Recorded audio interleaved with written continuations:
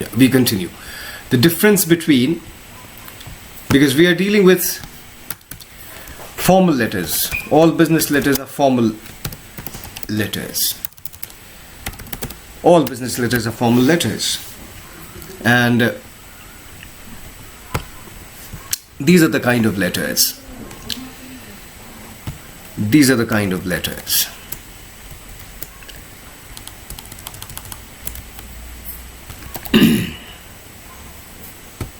These are the kind of letters. Official letters for making inquiries,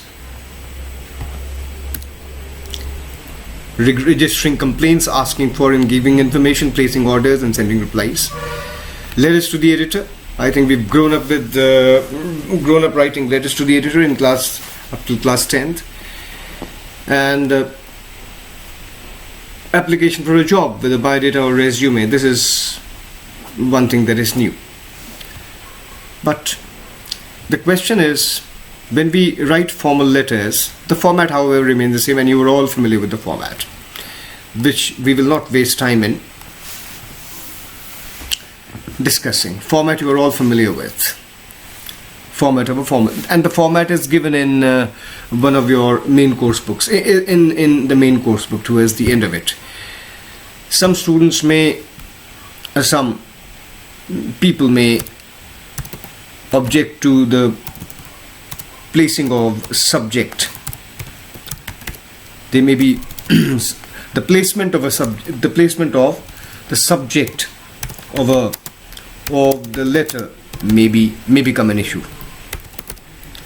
Some say it is placed before the salutation, some say it is placed after. So some say it is placed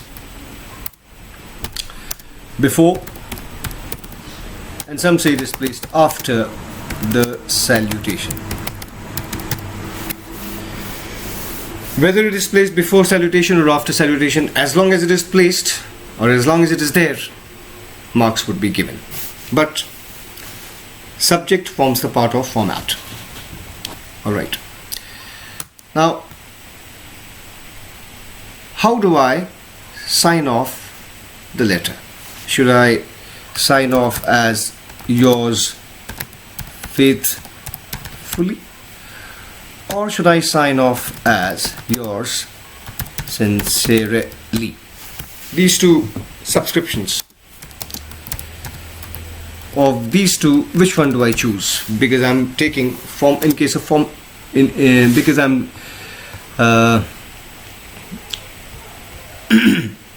writing a formal letter.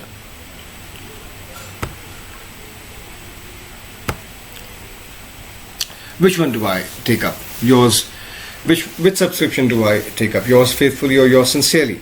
Because we are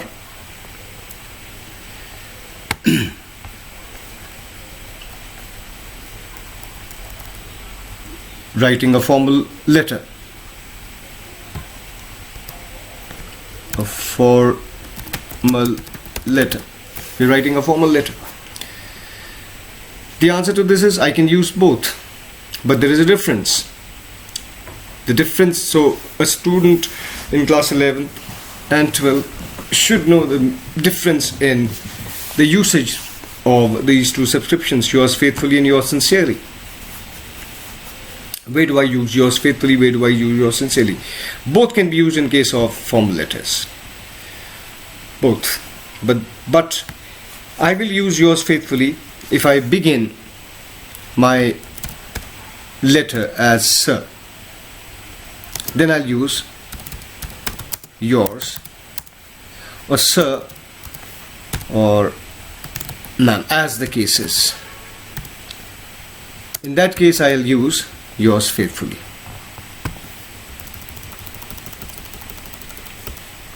I will use yours faithfully. If I begin, for example, dear Mr. and the name, in that case, my subscription ought to be yours sincerely.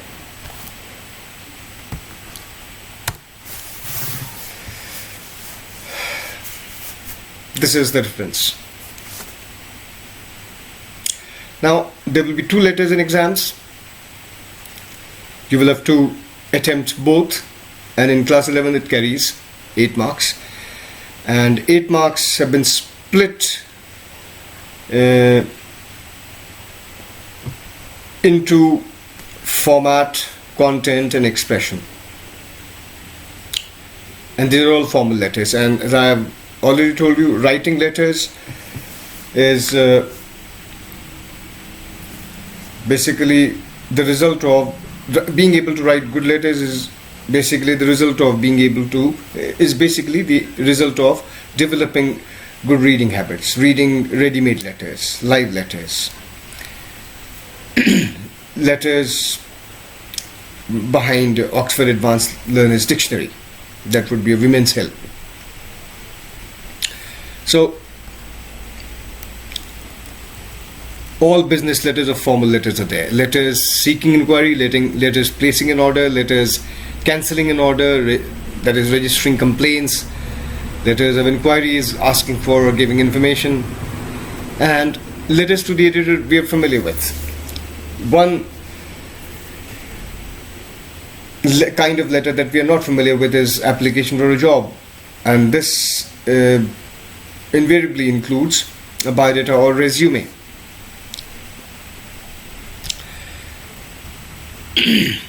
Now, as far as letter writing is concerned, opening sentence and closing sentences, opening and closing sentences, and closing sentences are important.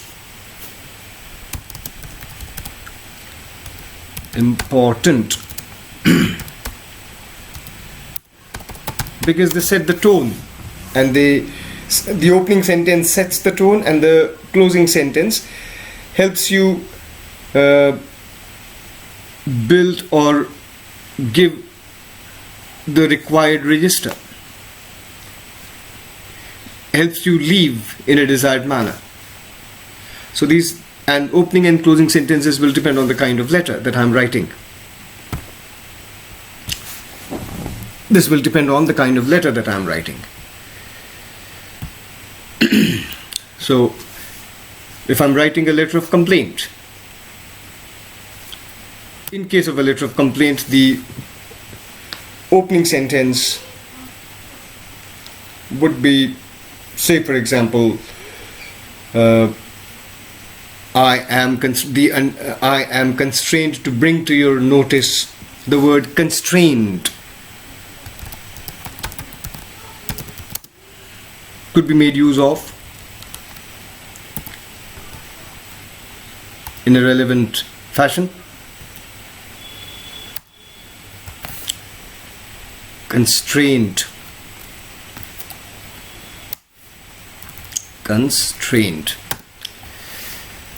The use of the word constraint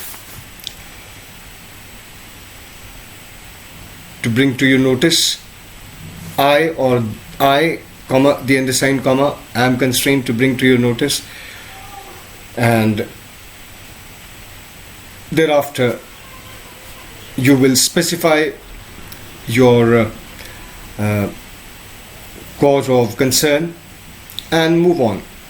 If you've purchased an article, in that case, if you've purchased an article and that develops a malfunction, in that case you'll have to supply the date of purchase.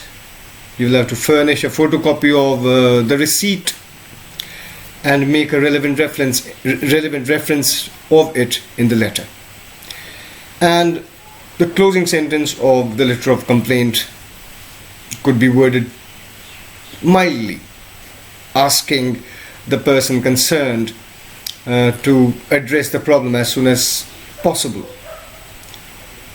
and or that you look forward to your problem being addressed as early as possible, or harshly, if this problem is not addressed, you could have to resort to seek the help of the customer grievance cell.